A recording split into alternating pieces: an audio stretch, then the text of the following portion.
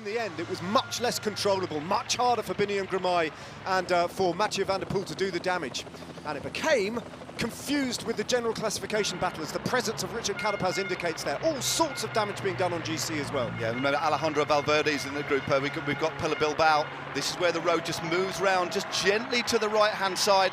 Jai Hindley now moving through to the front. Carapaz to the fore as well. Albanese is there on the right-hand side, moving on to where Hindley now leading things out here. Mathieu van der Poel, Alma his wheel. He has Biniam Girmay, Pozzovivo on the left-hand side. Ciccone in the group as well. 500 metres to go. Domenico Pozzovivo turns lead-out man for Mathieu van der Poel. Biniam Girmay still glued to the wheel of the Dutchman. Vincenzo Albanese alongside him. Biniam Girmay opens up his sprint and tears Mathieu van der Poel right on the limit on his wheel. Can Van der Poel get past Girmay? The road kicks up to the line.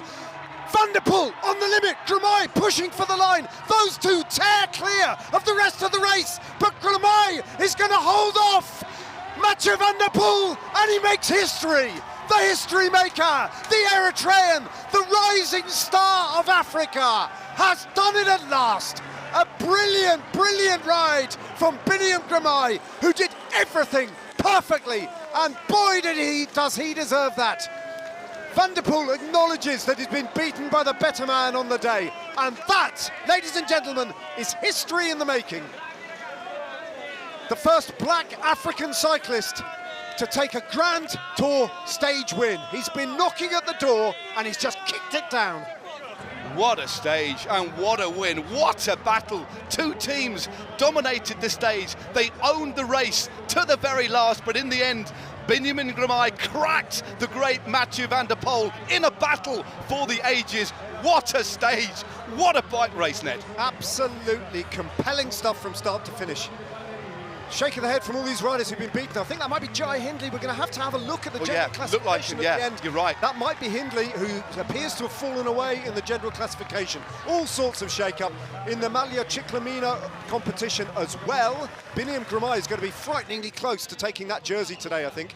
If not already in pole position, we'll have to have a look. But this was the sprint between these two. Look how deep Van der Poel goes. But incredibly though, you know, look at Pozzovivo, but look at the speed of Girmay on the inside.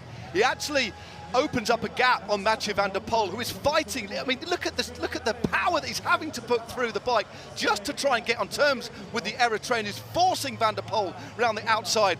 He almost draws level, but here's a broken man. The Eritrean finds something again, and Van der Poel finally, within sight of the line, actually stops pedaling. He cannot beat, he shakes his head, and the Eritrean has won. He looks across, and look at that. Punches the air with almost disbelief. What a battle between these two we've seen in this race. It really is wonderful, wonderful stuff. And as you said, Ned, history has been made. This 21-year-old Eritrean is a bona fide superstar. And he knows it.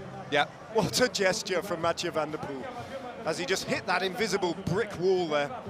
Look how much they put into everybody else. And they are at that another is some level. picture. That is some picture. In the capital of Eritrea, they will be going bonkers. He's already a superstar. He's probably the most famous Eritrean who's ever lived at this point. Yeah. There will now be, no doubt, a national holiday on this day.